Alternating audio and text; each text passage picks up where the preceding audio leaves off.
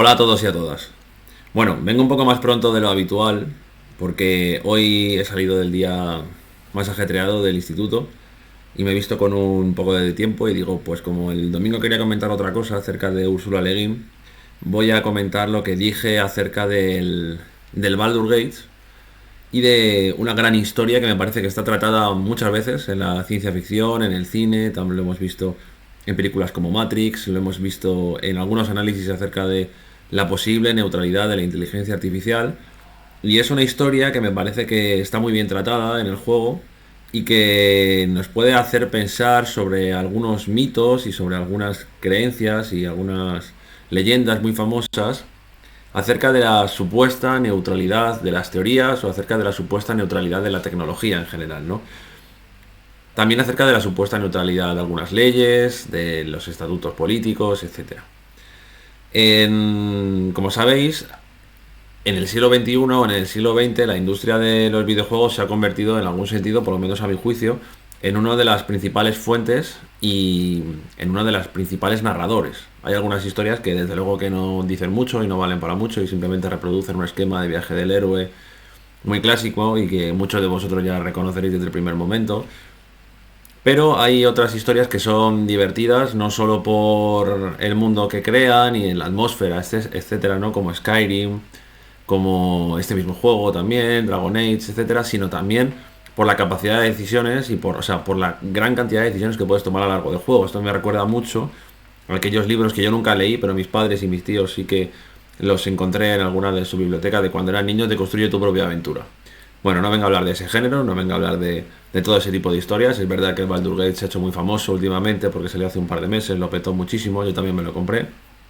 Pero no vengo a hablar de sus virtudes como el juego porque no me interesa a mí eso, me interesa una de las historias que hay en el juego. Entonces, voy a tratarlo como si fuera una historia en un libro porque para mí si es una buena historia no hay por qué discriminar el formato.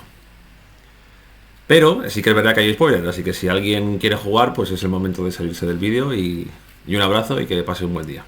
¿Vale?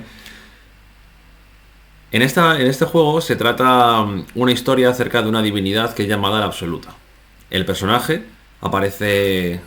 bueno, aparece en un determinado momento en la Tierra porque ha sido capturado por una especie de nave alienígena comandada por monstruos cefalópodos que parecen como Cthulhus en miniatura. Y estos Cthulhus meten al personaje una especie de babosa en el cerebro, una cría de pulpo, que poco a poco se va apoderando de su voluntad y que con el paso del tiempo, si el personaje no hace por sacarse ese bicho, ese insecto, esa babosa, no sé cuál es el nombre que utiliza exactamente, seguro que si alguien de por aquí lo sabe lo puede poner. Es que además no es una palabra muy común. Ilícido, ¿vale? Es un ilícido que entra en el cerebro y que poco a poco se apodera de la voluntad y si lleva muchísimo tiempo en el cerebro de la persona que ocupa, ¿no? Que está de parásito, se convierte en un cefalópodo de tipo Cthulhu, de estos que son como los malos, ¿vale? Del juego, por así decir. Bueno, pues a lo largo de todo el mundo, cuando uno va investigando esta tierra y se va encontrando con diferentes pueblos, razas y otras criaturas como elfos oscuros, unos especie de demonios extraños, elfos, tal,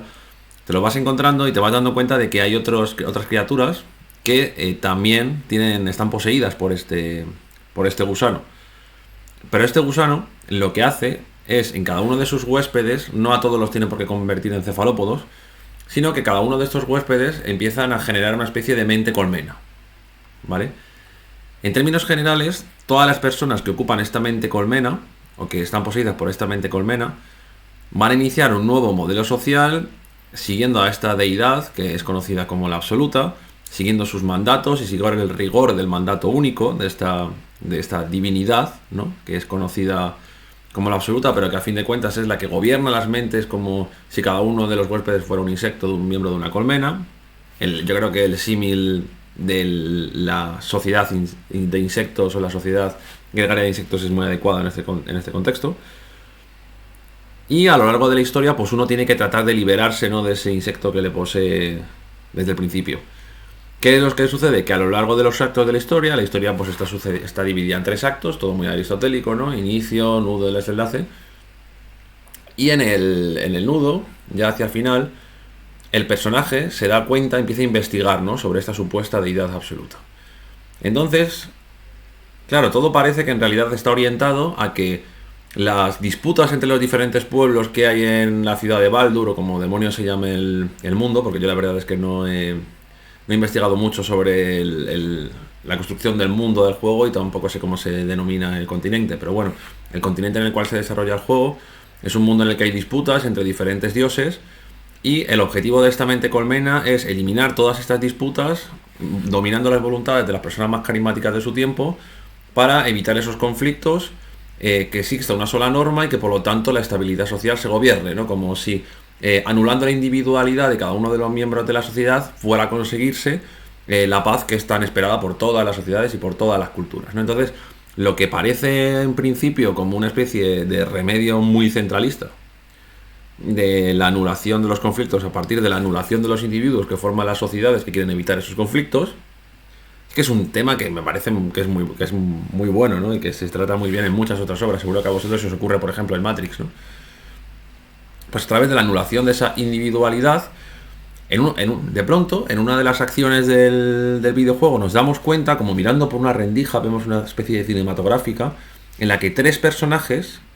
tres reyes de este mundo, que representan, lo voy a decir mal, ¿vale? Pero que representan, a fin de cuentas, al dios de la destrucción, al dios de la muerte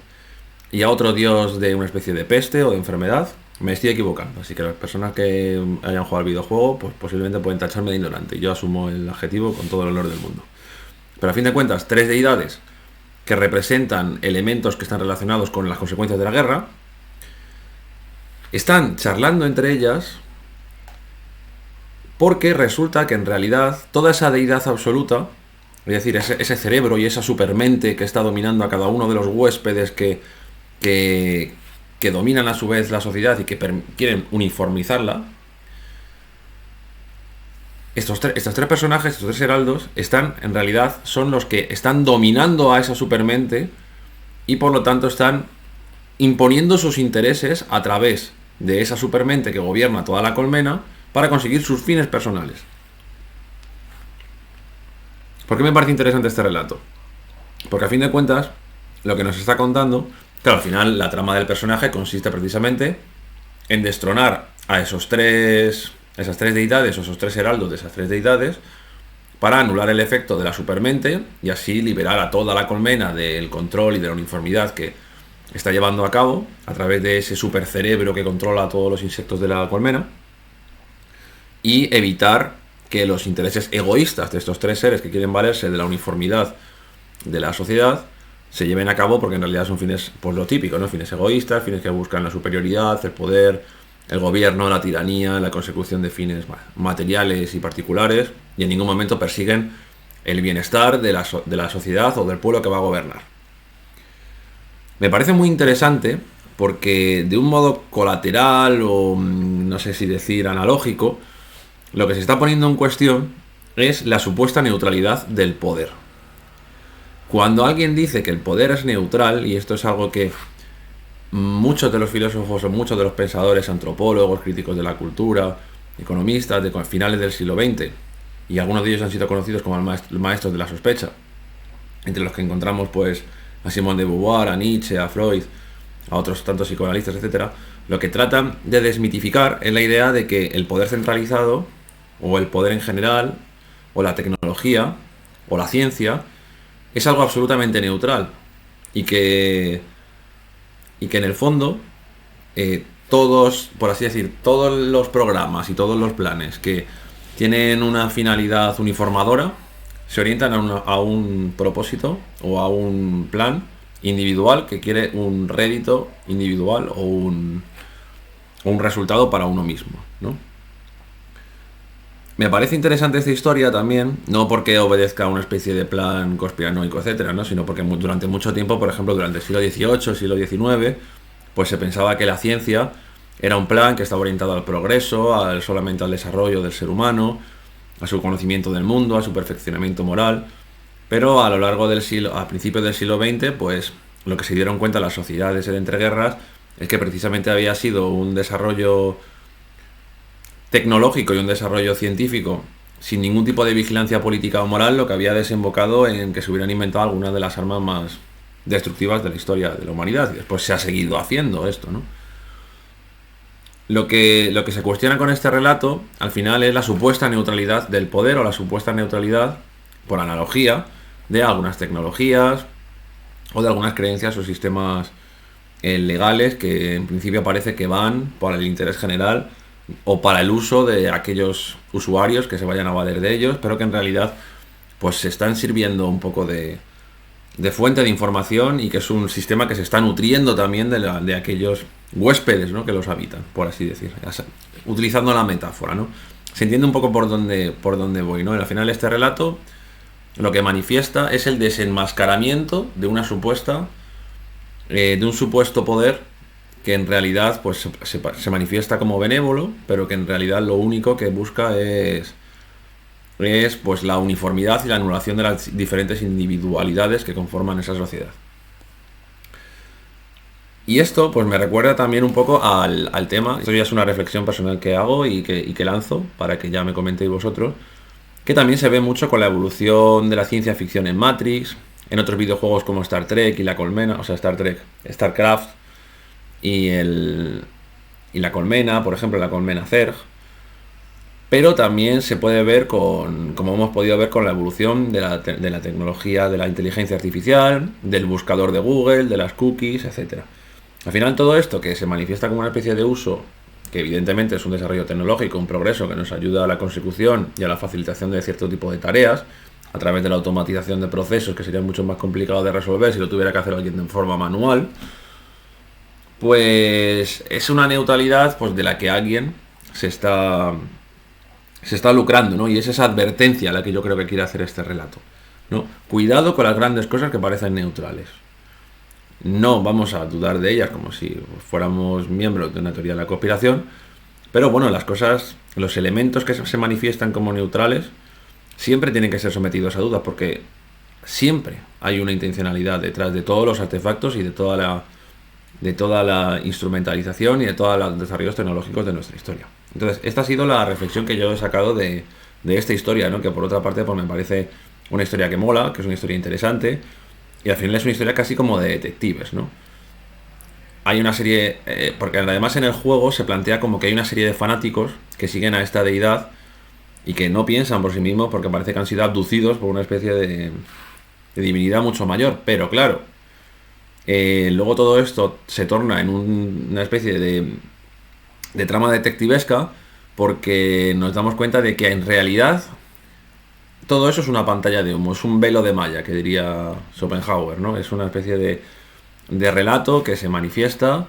como la representación verdadera del mundo, la representación verdadera de lo que debemos de hacer, pero que en realidad es una representación, pues así decir, interesada para el objetivo de esas personas que controlan esa colmena a través de esa mente que está por detrás de los insectos o de los miembros de esa sociedad. Así que pues por esto dan mucho de sí las historias, yo creo, ¿no? Al final una historia es una trama abierta, es una trama que se manifiesta de manera literal y que uno la puede disfrutar en sí mismo, pero que cuando se abre a la interpretación y a la reflexión, pues podemos trazar puentes con nuestra realidad que nos pueden ayudar a verla de otra manera. Por lo menos para pensar sobre algunas cosas. Así que nada, una vez dicho esto, que paséis feliz semana, nos veremos el domingo y espero pues que se haya entendido la idea que quiero transmitir, que a lo mejor es un poco abstracta, pero